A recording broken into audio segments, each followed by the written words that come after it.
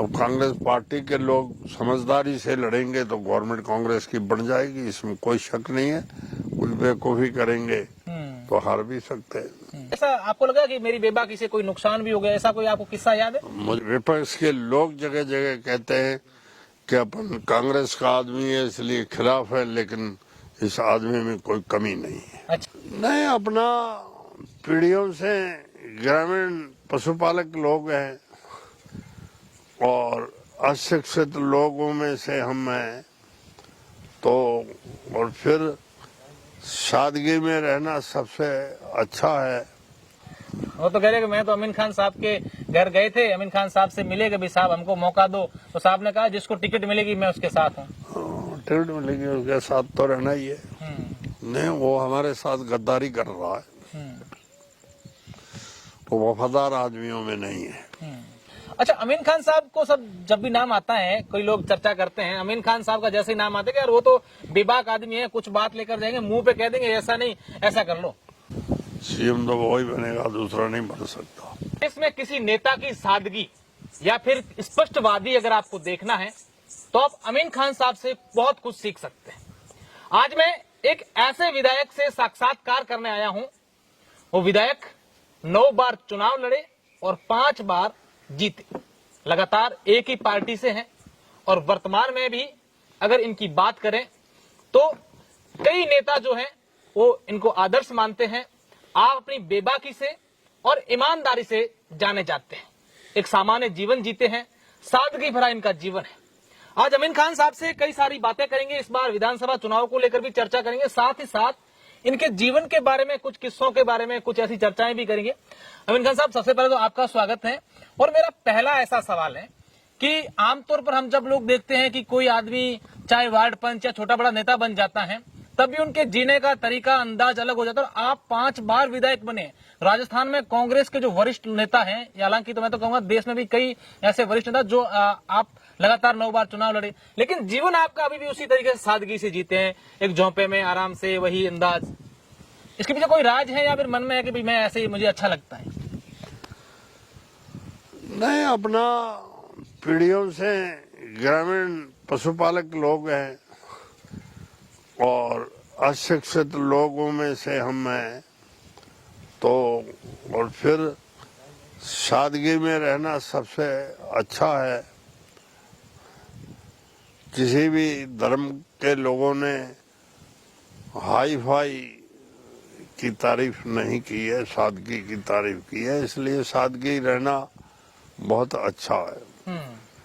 पर हम अपन आजकल आप भी देखते हैं कि कई नेता ऐसे हैं, छोटा मोटा पद मिलते ही फिर उनका जीवन स्टाइल चेंज होता है, लोगों से मिलते भी नहीं। आप तो देख रहे हैं, हम देख रहे हैं कि यहाँ आपके पास इतने सारे लोग आ रहे हैं, सबसे मिल रहे हैं, कोई एकदम खुले आओ बैठो आराम से बात करो। हर एक की दिल है, लोग हवा में उड़ते हैं, हम हवा में उड़ने वाले नहीं हैं। अच्छा अमीन खान साहब, चुनाव नजदीक हैं 2023 के, कुछ महीने, 2-3 महीने ही बचे हैं, तैयारी कैसी चल रही है आपके इस क्षेत्र में? अब तैयारी तो सभी की एक जैसी है, कमजोरी से कौन चुनाव लड़ेगा। चुनाव में तो हर एक आदमी अपनी ताकत लगाने की कोशिश करता है, फैसला तो पब्लिक करेगी। अमीन खान साहब को क्या लगता है कि इस बार पूरे राजस्थान में ये माहौल है कि जो राजस्थान सरकार ने जो योजनाएं लेके आई है, 8-10 जो महंगाई राहत कैंप में, इससे तो सरकार के राजस्थान में रिपीट कर रही है। अमीन खान साहब को क्या लगता है कि योजनाओं से सब कुछ अच्छा हो जाएगा या फिर और मेहनत करने की जरूरत है कांग्रेस के नेताओं को? मेहनत तो करनी पड़ेगी, लेकिन सरकार के खिलाफ माहौल नहीं है, ये पहली बात है। सरकार के एंटी हवा नहीं है, लोग सरकार के पक्ष में है। अब कांग्रेस पार्टी के लोग समझदारी से लड़ेंगे तो गवर्नमेंट कांग्रेस की बन जाएगी, इसमें कोई शक नहीं है। कुछ बेवकूफी करेंगे तो हार भी सकते हैं। अच्छा अमीन खान साहब, आपके विधानसभा क्षेत्र को लेकर ये बातें हैं राजनीतिक गलियारों में, हालांकि आप खुद भी कई बार कह चुके हैं कि इस बार जो मेरे बेटे को मैं चुनाव लड़ाना चाहता हूं, क्या आप लड़ेंगे या फिर बेटे को तैयारी करवा रहे हैं? नहीं, मेरी उम्र के लिहाज से मैं तो उस लड़के को लड़ाना चाहता हूँ, फिर टिकट का फैसला पार्टी किसको देती है उस पर ज्यादा निर्भर है। अच्छा, अभी ऑब्जर्वर आए थे आपके इस विधानसभा क्षेत्र में, पूरे बाड़मेर जिले के अलग अलग विधानसभा से दावेदारी भी पेश की है, तो अमीन खान साहब ने दावेदारी पेश की है अपनी या बेटे की करवाई? दोनों की है। हाँ। आपके जिला अध्यक्ष भी इस तैयारी कर रहे हैं इस बार, कुछ और लोग भी कर रहे हैं। वो तो कहता है मेरी टिकट फाइनल हो गई। हाँ।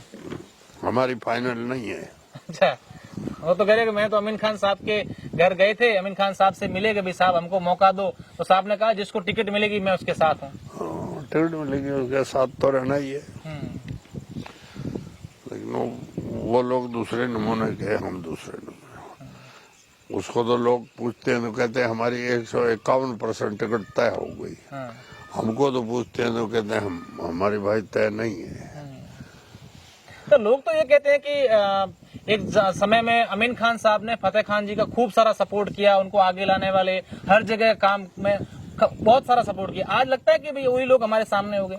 नहीं, वो हमारे साथ गद्दारी कर रहा है, वो वफादार आदमियों में नहीं है।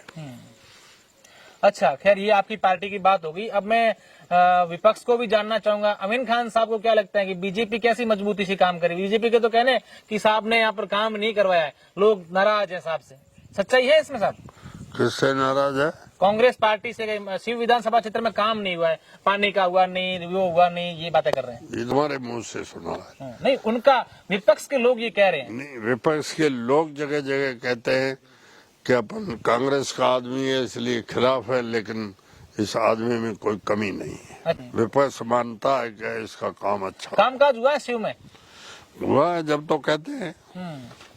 सर, डीएनपी का मुद्दा है जो कई बार उठता है, आप भी केंद्र पर सवाल खड़े करते हैं कि यहाँ एक पिछड़े जिले का इसको था दर्जा और फिर हुआ नहीं, वो कर दिया। कहीं ना कहीं लगता है कभी कभी कि यार विकास नहीं हो रहा इस क्षेत्र का। नहीं, कोई विकास रुका नहीं है। डीएनपी की कुछ शर्तें होती है, डीएनपी का एक्ट सेंट्रल का, स्टेट का नहीं है। नेशनल पार्क की भी एक रूपरेखा होनी चाहिए, वो है, लेकिन डेवलपमेंट उसमें भी हर तरह का किया है।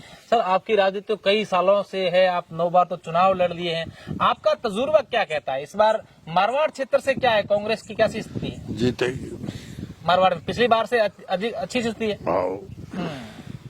अच्छा, अमीन खान साहब को सब जब भी नाम आता है, कई लोग चर्चा करते हैं, अमीन खान साहब का जैसे ही नाम आता है यार वो तो बेबाक आदमी है, कुछ बात लेकर जाएंगे, मुंह पे कह देंगे ऐसा नहीं ऐसा कर लो।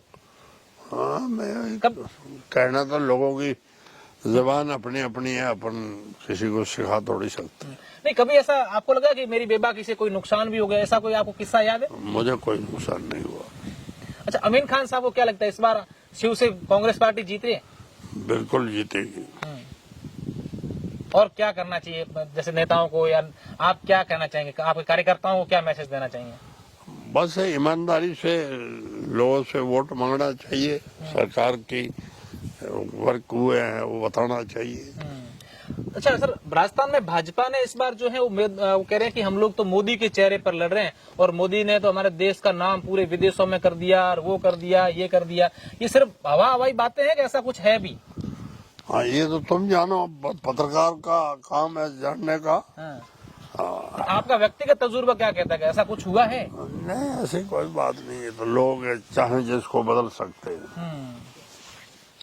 तो लोगों का मन जो है किसी टाइम नाराज किसी से हो सकता है, कौन समझ सकता है कल के दिन क्या होगा, अपने क्या पता। अभी वो तो कह रहे हम लोग सीएम का चेहरा भी स्पष्ट नहीं कर रहे हैं, जब चुनाव होगा कोमल के निशान पर लड़ेंगे और फिर जब होगा तब देख लेंगे।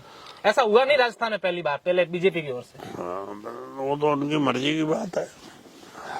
तो कांग्रेस के विधायक साहब किसको सीएम चाहते हैं? ये पहले कभी कांग्रेस ने तय नहीं किया। पार्टी के विधायक चुन के आएंगे, वो तय करेंगे। अशोक गहलोत की काफी लोकप्रियता बढ़ती जा रही है साहब। तीसरी बार मुख्यमंत्री बनना कोई मामूली बात है क्या? तीसरी बार गांव में कोई लोग सरपंच नहीं बनने देते। अमीन खान साहब कहते हैं कि चौथी बार मुख्यमंत्री बनेंगे अशोक गहलोत। बनेगा, सीएम तो वही बनेगा, दूसरा नहीं बन सकता। अच्छा, निश्चित रूप से आप देखिए कि अपनी बेबाकी से इसीलिए ही अमीन खान साहब जाने जाते हैं, अपनी बातों से इसीलिए जाने जाते हैं, जो बात मन में होती है वो स्पष्ट रूप से कहते हैं और अपनी ईमानदारी से हमेशा इनकी एक अलग पहचान रही है। अब देखने वाली बात होगी कि वर्ष 2023 के चुनावों में यहाँ की जनता अमीन खान साहब पर विश्वास करती है या फिर उनका रुख इस बार बदला हुआ है। बहुत बहुत शुक्रिया, धन्यवाद।